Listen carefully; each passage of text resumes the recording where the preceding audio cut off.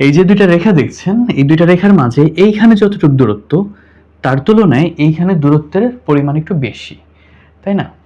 কিন্তু যদি কেউ আপনাকে বলে যে আপনি ভুল দেখছেন, আসলে এই জায়গা এবং এই জায়গা, এই দুইটা জায়গার দূরত্ব সমান, তাহলে ব্যাপারটা কি দাঁড়াবে বলেন তো?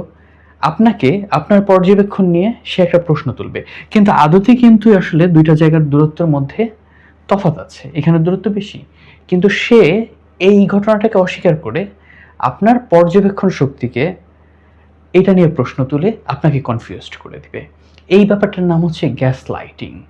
অনেক সময় মানুষের সাথে তর্ক করতে গেলে দেখবেন যে আসলে যে জিনিসটা আপনি সত্যিই খেয়াল করছেন, সে সেটা বলবে যে না আসলে আপনি বেশি খুঁতখুঁতে এই জন্য আপনি এটা মনে করছেন, কিংবা বলবে আপনি বেশি ইমোশনাল এই জন্য আপনার এটা খারাপ লাগছে। দেখা গেল আপনার সাথে একটা অভদ্রতাই করেছে, তো সেটা নিয়ে আপনি মাইন্ডও করেছেন, তো সে বলবে যে আপনি বেশি ইমোশনাল, আসলে এখানে মাইন্ড করার মতো কিছু হয় নাই।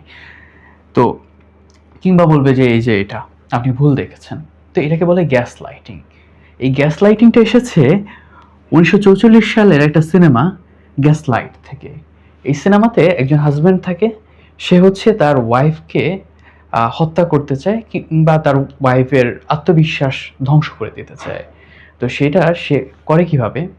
তাদের ঘরের যে বাতি বাতি থাকে, তো ওই বাতির যে গ্যাসের পরিমাণটা, ওইটা প্রতিদিন ওয়াইফ যদি অন্য রুমে যায় বা বাইরে যায়, সে একটু কমিয়ে রাখে বা বাড়িয়ে রাখে। ওইটা সাধারণত এমন একটা জিনিস যেটা কেউ কমানো বা বাড়ানোর কথা না, কিন্তু সে একটু কমিয়ে বা বাড়িয়ে রাখে। তো তার ওয়াইফ যখন আবার রুমে আসে, তখন সে যখন আলোর একটু চেঞ্জ দেখে, সে জিজ্ঞাসা করে যে আলোটা মনে হয় পরিবর্তন হয়ে গেছে। তার হাজব্যান্ড বলে কই না তো, আলো তো আগের মতোই আছে। তারপর দেখা গেল ওয়াইফ বাড়ির বাইরে যায়, এরপরে ওই হাজব্যান্ড সোফাটাকে একটু লোকেশন চেঞ্জ করে দেয়। ওয়াইফ যখন বাইরে থেকে এসে দেখে যে ওর সোফার লোকেশন চেঞ্জ, সে বলে এটা এরকম চেঞ্জ হলো কীভাবে? তখন হাজব্যান্ড বলে যে এটা তো বছর বছর ধরে এরকমই আছে।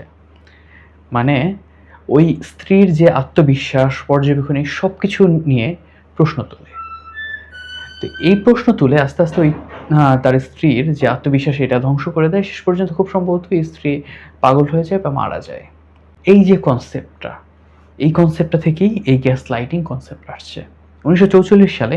কিন্তু বর্তমান সময়ে এই জিনিসটা মানুষ জানতে পারছে এবং এটা নিয়ে কথাবার্তা হচ্ছে। তো এটা যতদিন পর্যন্ত ইভেন আমি নিজেও না জানতাম, ততদিন পর্যন্ত আমি খুব সাফারার ছিলাম। যেমন অনেক আড্ডা ছিল। একটা আড্ডা ছিল যেখানে আমি গেলেই সবসময় আমার খুব আত্মবিশ্বাসহীন মনে হতো। মনে হতো যে আমি আসলে সবকিছুতেই ভুল করে ফেলি, সবকিছুতেই আমার আসলে মিস্টেক হয়ে যায়।